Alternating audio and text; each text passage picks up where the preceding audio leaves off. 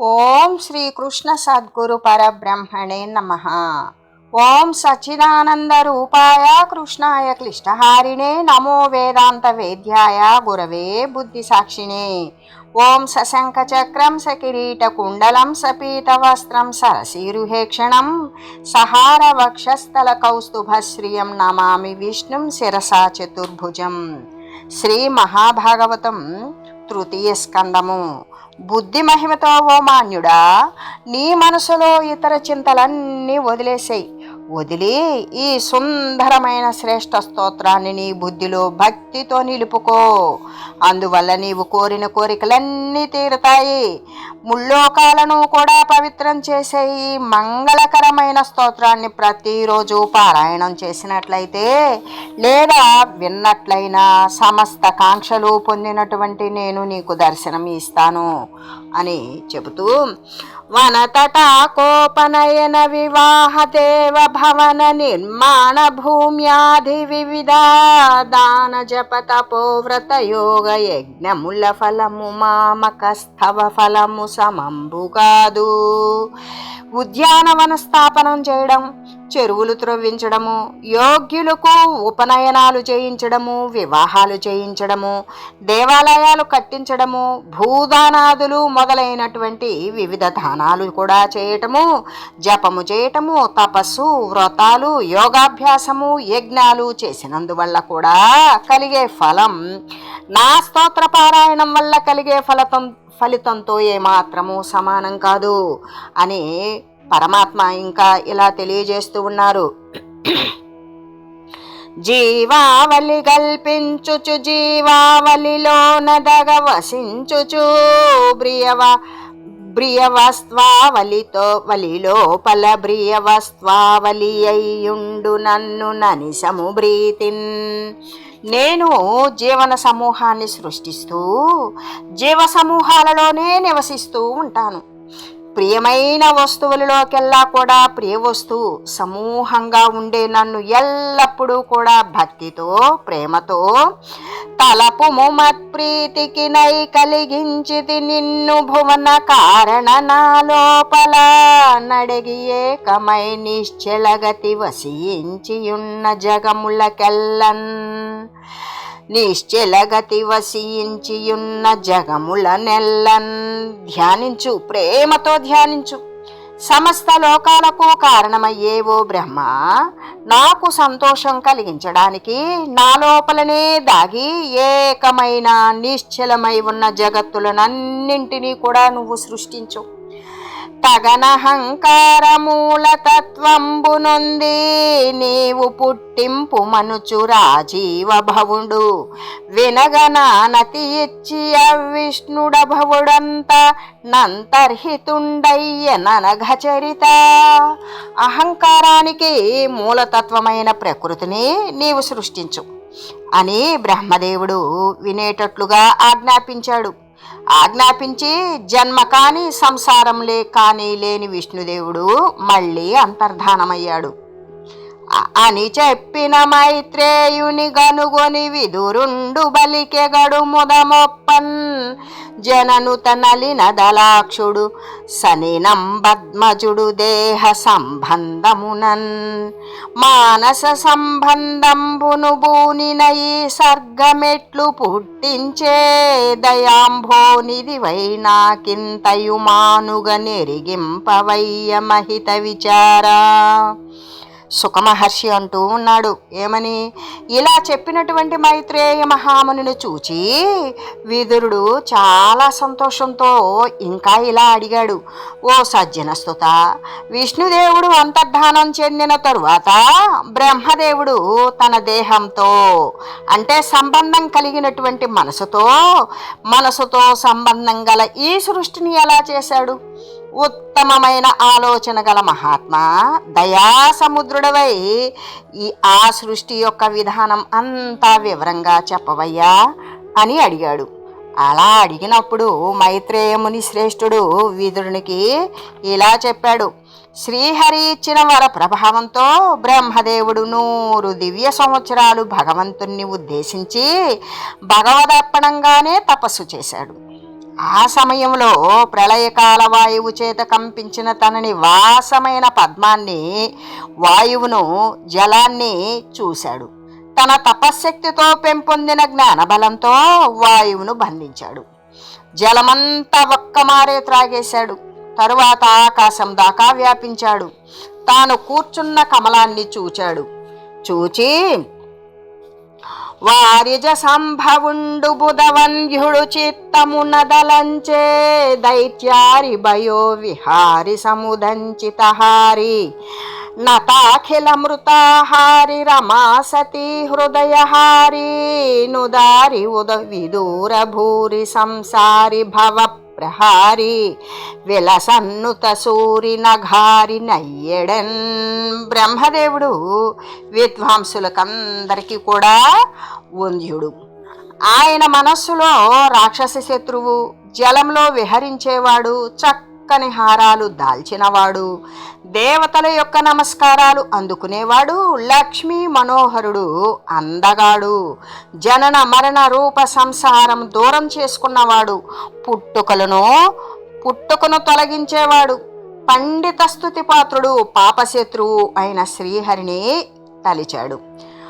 అట్లు దలచి సరోజజుండంబుజమునమో గగన తలమున జూచియా కమల కోశలీనమయ్యున్న లోక వితానములను నొయ్యబొడగని హరిచే నియుక్తుడైన వానిగాదన్ను దలంచి యవ్వన రుహంబులో పలికిపోయి మున్నందులోననున్న ముజ్జగంబుల జూచి ఇమ్ముల సృజించె మరి చతుర్దశ భువనముల్ మహిమ చేసి. బ్రహ్మ అలా స్వామిని స్మరించి ఆకాశంలో ఉన్న పద్మాన్ని చూశాడు. ఆ పద్మకోశంలో లీనమై ఉన్న లోక సమూహాలను కూడా చూశాడు. విష్ణుదేవుడు నియోగించాడు అని తనని భావించాడు. ఆ పద్మంలోకి వెళ్ళాడు. అందులో అంతకుముందే ఉన్న 3 లోకాలను సృష్టించాడు. ఆ పద్మకోశంలోనే 14 భువనాలు గాని అంతకంటే అధికంగా కానీ విభజించడానికి వీలు ఉన్నది. కానీ భూలోకము, భువర్లోకము, సువర్లోకాలు అనే 3గా మాత్రమే విభజించాడు. ఈ 3 లోకాలు కూడా కామ్య కర్మల ఫలితంగా ఏర్పడేవి కాబట్టి ఇవన్నీ కూడా భోగలోకాలే. పరగ సుధాసన తిర్యంనర వివిధ స్థావరాది నానా సృష్టి స్ఫురణనజుండు నరించెంబరువడి నిష్కామ ధర్మ ఫల రూపమునన్ దేవతలు, పశుపక్ష్యాదులు, నరులు, నానా విధాలైన స్థావరాలు మొదలైన నానా రకాల సృష్టులను బ్రహ్మ చేశాడు. నిష్కామ కర్మలు చేసేవారికి తపోలోక, జనలోక, మరి సత్యలోకాలు అంటే ఇవి కలుగుతాయి. ఏవి? నిష్కామ కర్మలు చేసేటువంటి వారికి మాత్రమే తపోలోకము, జనోలోకము, సత్యలోకాలు అనేవి కలుగుతాయి. అయితే వారికి కల్పాంతంలో ముక్తి లభిస్తుంది. ఈ విధంగా బ్రహ్మలోకాలను సృష్టించి అని మైత్రేయ మహర్షి విదురునికి తెలిపాడు. పాపాలనే విదురుడు దురితావని బృద్విదురుడు మునివరుని చూచి ప్రియము మనమునన్ గదురుగనిట్లని పలికే నతి దురంతంబైన విష్ణుదేవుని మహిమన్. పాపాలనే పర్వతాలను నాశనం చేయడంలో వైజ్రాయుధం వంటి విదురుడు మునిశ్రేష్ఠుడైన మైత్రేయు మహర్షిని చూచి మనసులో సంతోషం కలిగి అనంతుడైన విష్ణుదేవుని తలచి ఇలా అన్నాడు. అమరే భువనంబులతని కాలాఖ్యతయును గణుతిసేయుత దీయ లక్షణములద్ది నాకు నెరిగింపుమయ్య వివేక చరితాయనిన మైత్రేయుడ విదురునకుననియే. వివేకవంతమైన శ్రీలంకల మహాత్మా, విష్ణుదేవుని మహిమ వల్ల లోకాల సృష్టి జరిగింది. ఆయన యొక్క కాలస్వరూపాన్ని, దాని లక్షణాలను కూడా తెలియజేయవలసింది అని అడగగా అప్పుడు మైత్రేయముని విదురునితో ఇలా అన్నాడు. ఆద్యంత శూన్యంబున వ్యయం భైతగు తత్వమింతకునుపాదానమగుట గుణ విషయములుగై కొన్ని కాలమును మహదాది భూతములు దన్నాశ్రయింపగాలానురూపంబుగై కొని ఈశుడు తన లీలకై తనుదా సృజించే కరమొప్పనకిల లోకములందు దానుండు దనలోన నకిలంబు దనరుచుండు గాన విశ్వమునకు కార్యకారణములు దానయం మహాపురుషుని తనువు వలన బాసి విశ్వంబు వెలియై ప్రభాసముంది మానితాచార ఈ వర్తమాన సృష్టి. దీనికి మొదలు కాని తుది కానీ లేనిది, ఎలాంటి మార్పులకు కూడా లోనుగానటువంటిది అయినా పరమతత్వం ఈ సమస్తానికి కూడా ఉపాదాన కారణమే అవుతుంది. గుణాల రూపాంతరమైన కాలం, మహత్తు మొదలైన పంచభూతాలు తనను ఆశ్రయించగా పరమాత్మ కాలానికి తగిన విధంగా వాటిని స్వీకరించి తన లీల కోసం తనను తానే ప్రపంచంగా సృష్టించుకున్నాడు. లోకాలన్నింటిలోనూ పరమాత్మ ఉంటాడు. అయితే అఖిల లోకాలు ఆయనలోనే ఉంటాయి. కాబట్టి ప్రపంచానికి కారణం తానే, కార్యం కూడా తానే అవుతాడు. ఈ మహాపురుషుని శరీరాన్ని నుంచి విడివడి విశ్వం బయటపడి ఇప్పుడున్న సృష్టిగా వెలుగొందింది. తెరగొప్పనఖిల విశ్వము పురుషోత్తము మాయ చేత బుట్టుం బెరుగన్ విరతింబొందుచునుండుంగరమద్దిన్ భూత భావి కాలములందున్. ఈ సమస్త విశ్వం కూడా ఆ పురుషోత్తముని మాయ చేతనే భూత భవిష్యత్ వర్తమాన కాలాలలో పుడుతుంది, మరి పెరుగుతుంది, అంతమవుతుంది. ఆ సృష్టి 9 రకాలు. వీటిల్లో ప్రాకృతమైన సృష్టులు కొన్ని, వైకృత సృష్టులు కొన్ని అవుతాయి. అవి కాలము, ద్రవ్యము, గుణాలు అనే 3 భేదాలతో ఏర్పడి ప్రళయాన్ని పొందుతాయి. వాటిల్లో మహత్తత్వం మొదటి సృష్టి. అది శ్రీమన్నారాయణుని సాన్నిధ్య విశేషం వల్ల త్రిగుణాలతో వైషమ్యాన్ని పొందుతుంది. దీని స్వరూపం ద్రవ్యం, జ్ఞానం, క్రియల స్వరూపమైన అహంకార తత్వం రెండవ సృష్టి. శబ్దము, స్పర్శము, రూపము, రసము, గంధము అనే పంచతన్మాత్రకాలైనటువంటి ద్రవ్యాల శక్తి గల పంచభూతాలు, మరి పృథివ్యాధుల సర్గం మూడోది. అయితే జ్ఞానేంద్రియాలైన త్వక్కు, చక్షువు, శ్రోత్రము, జిహ్వ, గ్రహణము అనే ఐదు కర్మేంద్రియాలైన వాక్కు, పాణి, పాద, గుహ్య, పాయు, ఉపస్థ అనే 5 కలిసి ఈ 10 ఇంద్రియాల సృష్టి నాలుగోది. ఇది జ్ఞాన క్రియాత్మకం అయి ఉంటుంది. సాత్విక అహంకారంతో జనించిన దేవ సృష్టి అంటే దేవతాగణాల సృష్టి 5వ సృష్టి. ఇది మనోహరంగా ఉంటుంది. జీవులకు బుద్ధి కల్పించినది అయిన ఆవరణం, విక్షేపం కలిగించే తామస సృష్టి 6వది. ఈ 6 కూడా పరమాత్మ లీలలకు ఏర్పడే ప్రాకృత సృష్టి. మరి 7వది వైకృత సృష్టి. దీన్ని వివరంగా వినిపిస్తా విను. పువ్వులు పొయ్యకుండానే కాయలు, పండ్లు కలిగేవి. రావి, మేడి, పనస, మద్ది మొదలైన వనస్పతులు. పూలు ఏర్పడి పంట రావటంతో నశించేవి. వరి, యవలు, పెసర మొదలైన ఔషధులు. పైకి ప్రాకటం చేత అవసరం లేనివి మాలతి, మల్లె మొదలైన తీగలు. చర్మమే బలంగా గల ఎదురు మొదలైనవి. మొదళ్ళు గట్టిగా ఉండి నేల మీద ప్రాకుతూ బరువైన ఫలాలను ఇచ్చేవి కర్బూజా, గుమ్మడి మొదలైన వీరుధాలు. పుష్పాలు కలిగి తరువాత ఫలాలు ఏర్పడే మామిడి మొదలైన చెట్లు. మనం ఇప్పుడు చెప్పుకున్నటువంటి అన్నింటిలో చైతన్యం ఉంటుంది. లోపలనే స్పర్శను అనుభవిస్తూ ఉంటాయి. వీటి సంచారం మూలము నుంచి పై భాగం దాకా కూడా ఉంటుంది. ఇవి తమోగుణ ప్రధానాలే అయి ఉంటాయి. స్థావరాలైన ఈ 6 కలిపి 7వ సర్గం అవుతుంది. 8వ దానిని తిర్యక్ సర్గం అంటారు. సర్గం అంటే సృష్టి అని అర్థం. అయితే ఈ తిర్యక్ సర్గం ఇది 28 భేదాలు కలిగి ఉంటుంది. దీనికి తమోగుణం అధికంగా ఉండడం చేత రేపు అనేది ఉన్నదని తెలియదు. వాసన చూసి వస్తువులను తెలుసుకుంటాయి. హృదయాలలో ఆలోచన శక్తి కానీ, దూరదృష్టి కానీ, కాలజ్ఞానం కానీ వీటికి ఉండనే ఉండదు.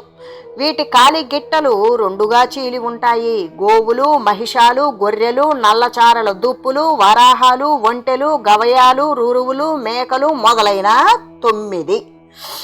కాలిగిట్ట చీలకండా ఒకటిగానే ఉండేవి గాడిదలు, గుర్రాలు, కంచరగాడిదలు, గారమృగాలు, శరభమృగాలు, చమరీ మృగాలు. కాళ్లకు 5 గోళ్లు ఉండేవి కుక్కలు, నక్కలు, తోడేళ్లు, పెద్ద పులులు, పిల్లులు, కుందేళ్లు, ముళ్ళపందులు, సింహాలు, కోతులు, ఏనుగులు, తాబేళ్లు, ఉడుములు. నేల మీద సంచరించేవి 12 రకాలు. మరి మొసళ్ళు మొదలైన జలచరాలు, రాబందులు, గ్రద్దలు, కొంగలు, డేగలు, బాసపక్షులు, భల్లూకాలంటే గబ్బిలాలని అర్థం, నెమళ్ళు, హంసలు, బెగ్గురు పక్షులు, చక్రవాకాలు, గురొడ్లగూబలు మొదలైనవి ఆకాశంలో ఎగిరే జీవులు, పక్షులు. పైనుంచి ఆహారం క్రిందికి పోయే ఒకే రకమైన సృష్టి మానవ సృష్టి. ఇది రజోగుణం ప్రేరేపించడం వల్ల సర్వకార్యాలు చేయటంలో సమర్థమై ఉంటుంది. దుఃఖంలో కూడా సుఖం కోరుతుంది. దుఃఖే సుమానినః, దుఃఖ రూప విషయాలనే సుఖంగా భావిస్తాయి ఈ మానవ జాతి. ఇది 9వ సర్గం. స్థావరాలు, పశుపక్ష్యాదులు, మనుష్యులు అనే 3 రకాల సృష్టులు ముందు చెప్పబోయేటువంటి దేవసృష్టి, వైకృత సృష్టులు. ఇంకా దేవసర్గం చెప్తాను విను. అది 8 విధాలుగా ఉంటుంది. అందులో దేవతలు, పితరులు, అసురులు అనే సృష్టులు 3. అయితే గంధర్వులు, అప్సరసులు 1, యక్షులు, రాక్షసులు 1, భూత ప్రేత పిశాచాలు 1, సిద్ధచారణ విద్యాధరులు 1, కిన్నెరులు, కింపురుషులు 1. మొత్తం 8 రకాలు దేవసర్గం అయింది. ఇవి బ్రహ్మ చేసిన 10 రకాల సృష్టులు. ఇంకా మన్వంతరాలను గురించి తెలియజేస్తాను. కల్పాదుల్లో ఈ రకంగా స్వయం ప్రభువుడు, అమోఘ సంకల్పుడు అయిన శ్రీమన్నారాయణుడు రజోగుణంతో కూడి స్రష్ట అవుతూ తన రూపమే అయిన ప్రపంచాన్ని తన సామర్థ్యంతోటే కల్పించాడు.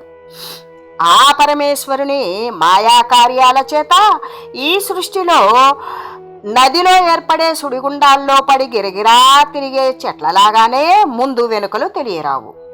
ఈ కల్పంలో ఉన్న దేవతలు, అసురులు మొదలైన వారు ప్రతి మన్వంతరంలో కూడా ఇలాగే ఒకే రీతిగా నామరూపాలతో నిర్దేశింపబడుతూ ఉంటారు.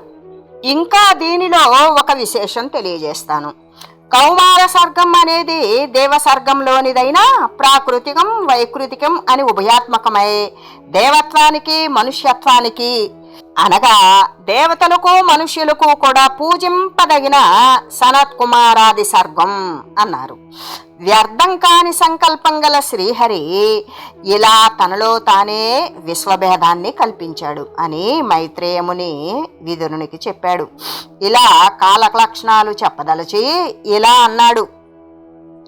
భువిదన కార్యాంశమునకునంతమునన్య వస్తు యోగంబు నేవలన లేక ఘటపటాదిగ జగత్ కార్యంబునకు నిజ సమవాయ కారణత్వమున బరగి జాల సూర్య మరీచి సంగత గగనస్తమగూత్ర సరేణు షడంశమరయ పరమాణువయ్యే తత్పరమాణువందర్ఖగతి అంతదడవు తత్కాలమగును సూక్ష్మకాలంబు వినుమది సూర్యమండలంబు ద్వాదశ రాస్యాత్మకంబనగలుగు జగముననొక 7 గడచి చనిన కాలమెంతగునది మహత్కాలమనగా. లోకంలో తన కార్యాంశానికి అంతం కానీ ఇతర వస్తువులతో సంయోగం కానీ లేకుండా జగత్కార్యమే అయిన కుండ, వస్త్రం మొదలైన వాటికి విడదీరాని తన సంబంధమనే కారణం కలిగి ఉండేది. కిటికీలో నుంచి వచ్చే సూర్యకిరణాలలో కలిసి మరి అవకాశ ప్రదేశంలో ఉండే కణాలను ప్రసరేణువు అంటారు. దానిలో ఆరో భాగం పరమాణువు అవుతుంది. ఆ పరమాణువులో సూర్యుని గమనం ఉండేంత కాలం సూక్ష్మకాలం అవుతుంది. ఆ జగత్తులో 12 రాసుల్లో సూర్యమండలం తిరిగినంత కాలాన్ని కూడా 1 సంవత్సరం అంటారు. ఆ సంవత్సర కాలాన్నే మహత్కాలం అంటారు. మైత్రేయ మహాముని కాలం యొక్క లక్షణాలను గురించి ఇంకా ఈ విధంగా తెలియజేస్తూ ఉన్నారు. ఓం మంగళం శ్రీ కురుక్షేత్ర రణక్షోణి విహారిణే పార్థసారథి రూపాయ గీతాచార్యాయ మంగళం. ఓం మంగళం నమోస్త్వనంతాయ సహస్రమూర్తయే సహస్రపాదాక్షి శిరోరుబాహవే సహస్రనామ్నే పురుషాయ శాశ్వతే సహస్రకోటి యుగధారిణే నమః. ఓం శ్రీమతే నారాయణాయ నమః. శ్రీమన్నారాయణ చరణౌ శరణం ప్రపద్యే. హరి ఓం తత్సత్.